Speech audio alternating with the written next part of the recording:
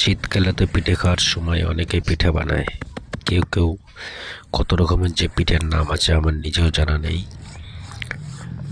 ঠিক আছে, এই একটা পিঠে বানানোর ছাঁচ তৈরি হচ্ছে মাটি দিয়ে। আমরা তো বাড়িতে পিঠে খাই, কিন্তু ছাঁচটা যে বানায় কতটা ধৈর্য ধরে এটা বানায়, কতটা কষ্টকরের জিনিস।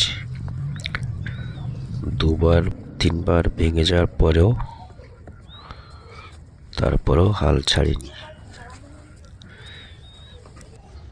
কতটা পরিশ্রম, কিন্তু পিঠে আমরা তাতে বানিয়ে তাড়াতাড়ি খাই, কিন্তু যারা বানায়